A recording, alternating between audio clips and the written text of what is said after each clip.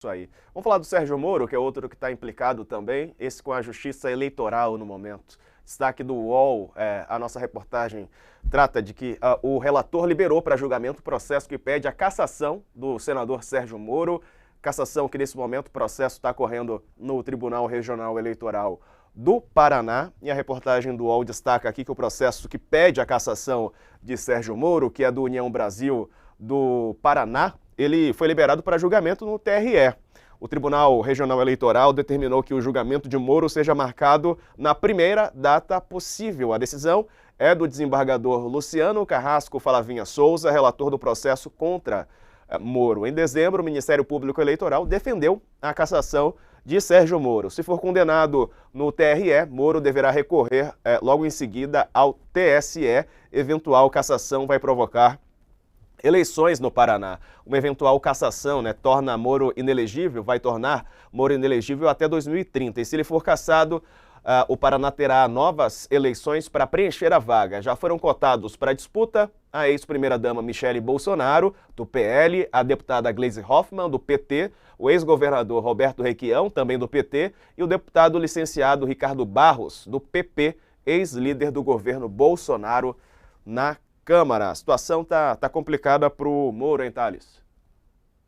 Está complicada. Eu não sou jurista como meu professor Walter Maierovitch, mas o que eu ouço aqui no Congresso é que estão dando como certo que ele vai acabar sendo cassado. Mas isso no meio político. Eu não sei se no meio jurídico se tem também essa impressão. A complicação política aí é que, primeiro, você vai ter pode ter a Michele como candidata.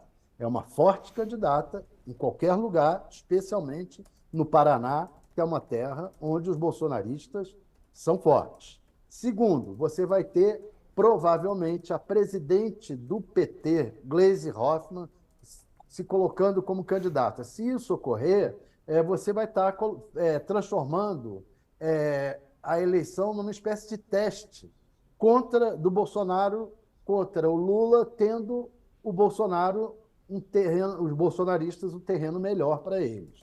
Eu não sei se é adequado a Gleisi Hoffmann entrar nessa disputa. Tem lá o Roberto Requião. Ela entrando na disputa, ela vai estar roubando votos de um aliado forte do Lula. O Requião é um forte aliado do Lula, um cara que sempre defendeu o Lula. Então, eu acho que seria mais adequado para o PT, nesse caso, abrir o espaço para o Requião. Pergunto então para você sobre isso, na parte jurídica. O Thales trouxe a conclusão política, ele está circulando sempre lá nos bastidores de Brasília, e a gente já falou aqui que a situação do Moro também é delicada na justiça, né? Para ele, dificilmente a cassação não virá. Diego, Oi. o princípio da justiça eleitoral constitucional, princípio constitucional, a gente tem, usando de uma imagem, usar de uma competição esportiva. Por exemplo, 100 metros de natação, 100 metros livres de natação. Se um dos atletas for se dopar, haverá uma desigualdade. Numa competição de cavalo, numa competição de cavalos, o cavalo dopado vai levar vantagem.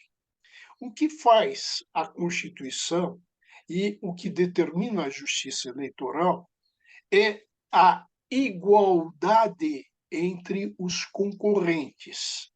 A igualdade para evitar o poder da plutocracia, o poder do dinheiro, o argentarismo. O que acontece quando um candidato tem mais verbas de fundo eleitoral do que os outros? Ele estabelece o que? Uma desigualdade entre concorrentes. Daí a necessidade de se caçar aquele que abusou do prestígio, da influência, e foi aos cofres e pegou a mais, e quebra o princípio da igualdade entre concorrentes. porque nos outros partidos também essa igualdade tende a acontecer. Então o sujeito já entra rasgando dinheiro, como se diz na gíria, jogando para cima. Essa parece, eu não conheço a prova do processo, apenas a acusação e as defesas, mas não tô com o nunca tive o processo na mão, mas a acusação exatamente em cima disso, que ele quebra o princípio da igualdade, pois teve mais recursos financeiros do que os outros concorrentes. Isso para um juiz que se apresentou como um combatente da corrupção, da igualdade, com todo aquele discurso, é simplesmente, se ele for condenado, vergonhoso. Vergonhoso. É tudo o contrário, ele fez tudo o contrário daquilo que ele pregou, ou seja, que todos são iguais perante a lei. Ele quis ser desigual se aconteceu de fato isto. Eu acho que há uma decisão, mas tem um ponto importante também que eu gostaria de ressaltar. Na hipótese de cassação, vamos ver como será recebido, em que efeito será recebido o recurso. Efeito suspensivo ou só devolutivo? Se for efeito só, só devolutivo, ou seja, e melhor explicando, se essa recurso não suspender os efeitos da condenação, o Moro vai ter que impetrar um mandado de segurança para obter esse efeito, e aí no Tribunal Superior.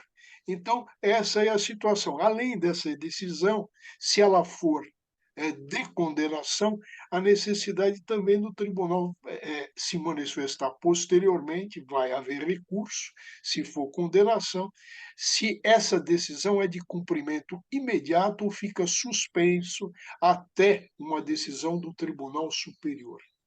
Ô, Couto, e a disputa está aberta, né? A gente já falou bastante também sobre esse caso, porque é um caso que cada dia chega uma notícia nova, agora o TRE já liberando, né, o relator para o julgamento. Pode ser um passo a mais para a cassação do Sérgio Moro, já tem nomes nessa disputa para o Senado no Paraná. Já tem candidatos, já tem até data marcada para a nova eleição, que seria no mesmo dia da eleição para prefeito e vereador, eleição municipal de outubro, né? O caso do Bolsonaro se resume no seguinte, do Bolsonaro, não, do Moro, se resume no seguinte: ele pegou dinheiro na mesma eleição, na mesma campanha, de dois partidos diferentes, o Podemos e o União Brasil, para disputar dois cargos diferentes. Primeiro, presidente da República, onde ele torrou muito dinheiro, aí desistiu, e depois para senador do Paraná, onde ele pegou outra parte do dinheiro de outro partido. Quer dizer, é um grande trambique, né? Você se lança a presidente com os recursos de uma campanha presidencial e depois você vai disputar a eleição para o Senado num estado que tem uma verba muito menor, né? E é exatamente o que o Walter falou, ele saiu com muita vantagem em relação aos adversários, né? Cavalo dopado, né, Coxo? Dopado, dopado. E é aquela velha história da música, né, que o Thales deve lembrar, que é da época dele também, é a volta do cipó de aroeira no lombo de quem mandou dar, né? O Moro perseguiu tantos políticos e partidos políticos, acabou com o sistema político partidário brasileiro, né? Ele detonou, que agora ele acaba sendo vítima exatamente daquilo que ele acusava os outros.